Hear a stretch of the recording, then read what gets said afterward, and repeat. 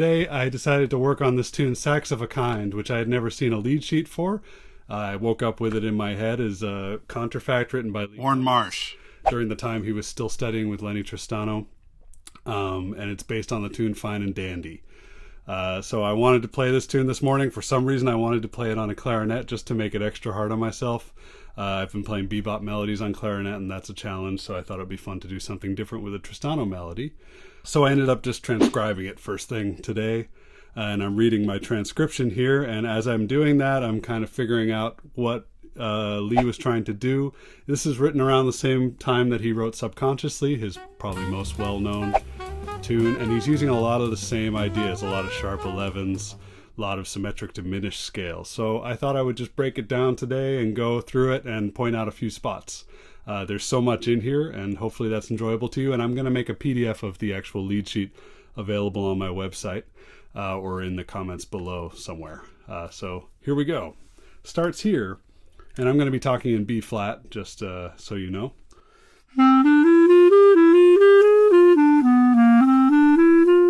And there's already something I like there, and that's the way that it connects to the flat 3 diminished chord. So this is in the key of G for me, and I'm going from a G chord up to the diminished chord on B flat.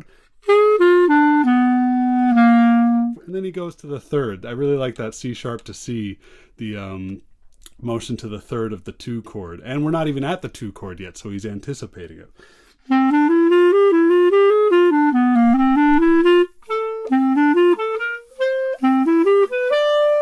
So right there, that is where the metric movement starts. And I talked about this in the video on 2-Not-1.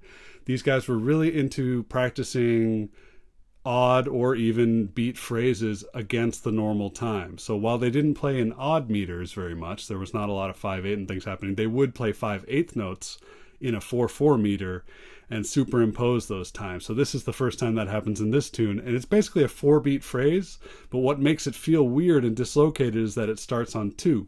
So that quarter note, it starts on 2, and then it's 4 beats, and then it starts on 2 again. So it's a 4-beat. It's like we're in 4/4, but it's accenting the second beat of each measure. It also anticipates the G major 7 chord with this arpeggio here, which is like a D major 9, which looks weird in the transcription because it's written on a D7. But if you look ahead, a lot of times what makes Lee's playing interesting in particular, and why he's called an over-the-bar line player, is a lot of times these resolutions are happening before or after the chord actually lands. So in this case, he's voicing that G sharp 11 sound by playing this arpeggio 2 beats before we get to the G.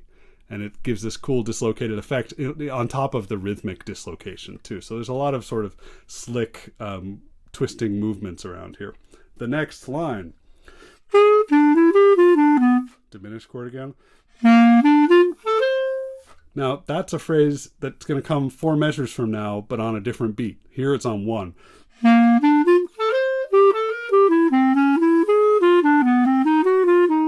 That's a cool all diminished on the G7 chord. So while we're playing D minor, the 2 to that G7, he's already just playing a diminished chord based on G half whole symmetric diminished.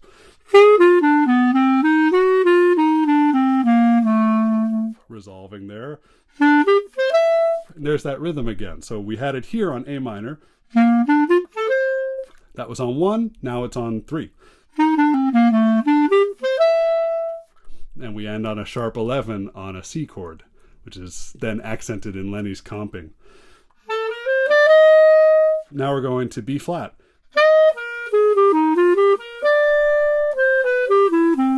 Some weird sounds there because that's an F7 and he's going right up to the major 7. So there's a major 7, then it goes down this D major arpeggio, which has the sharp 5 of the F7, the sharp 9 of the flat 9 of the F7, and then it resolves to this on B flat, the sharp 11 again, and then accents it again. So he's really bringing out that sharp 11 sound. Okay, going on. That's playing off the D symmetric diminished half whole scale, leading into the top of the second half of the tune. Remember, this is Fine and Dandy. The changes they're playing in the comping are actually the fairly standard changes. Sometimes they will alter for these complicated harmonies happening in the head. But in this version, the comping, you hear Billy Bauer on guitar, pretty straightforward. So you can really hear the weird sounds against the original harmony of the tune. So here's a cool line now. As we get into the top of the tune, there's this very long eighth note phrase, and it just feels like it keeps tumbling over and over again. And I was trying to, sometimes these are like puzzles. You need to stare at them for a while to see what's happening. And one way of analyzing this is that there's a 6-beat phrase happening on beat 3 of the first measure, and then another, followed by another 6-beat phrase, which of course dislocates everything a couple beats. See if you can hear it.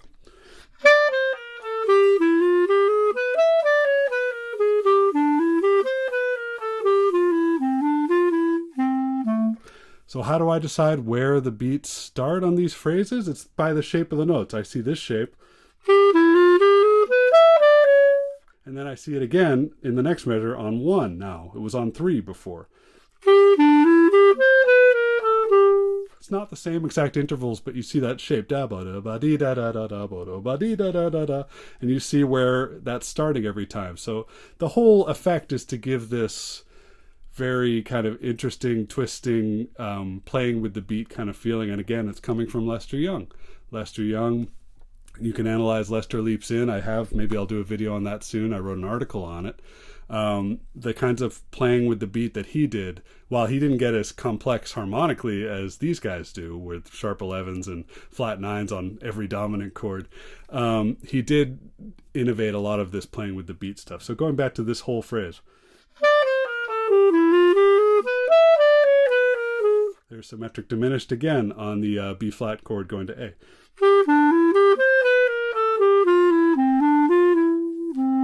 And there's a nice bebop scale.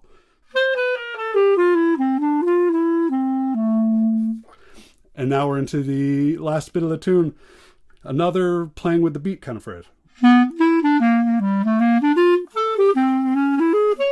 So you can decide where you hear the downbeats on that, but it's kind of a 3-beat against 4/4 phrase again.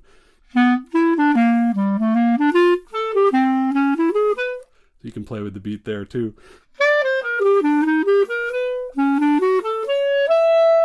There's some interesting stuff. This is pretty straightforward.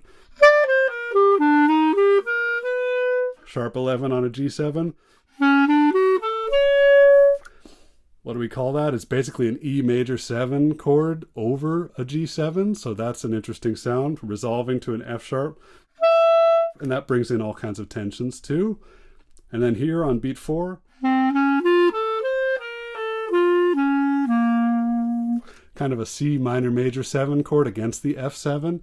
It could be 4 minor, and he's bringing out that major 7 kind of sound, which is on the F7, a sharp 11, 9, flat 7, and the 5th.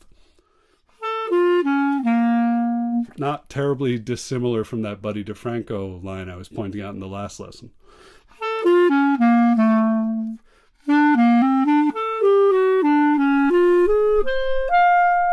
So that last bit there, it's just a 2-5-1 in the key, A minor, D7, G, but he's playing, which is kind of like the 5 of the A minor, and then E flat instead of D7.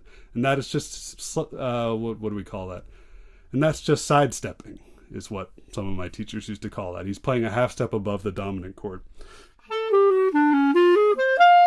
And that's the end of the tune. Then there's 2 measures of send off into the tune. So doing this morning, one, it gave me a heck of a workout on my chops on clarinet. I'm still trying to get it up to speed. It's much, much faster than I'm playing it. And I'm going to continue analyzing it, and it just brings different ideas into my playing. And that's the benefit of this quick kind of transcription. I only took about 10-20 minutes to transcribe this. Now I'm going to type it up and make some examples for you guys. So I will see you in the next lesson. Really appreciate you watching. Please do remember to subscribe, and also watch my last video about teaching private lessons. I'm opening up some slots for the summer. So thanks so much. Talk to you soon.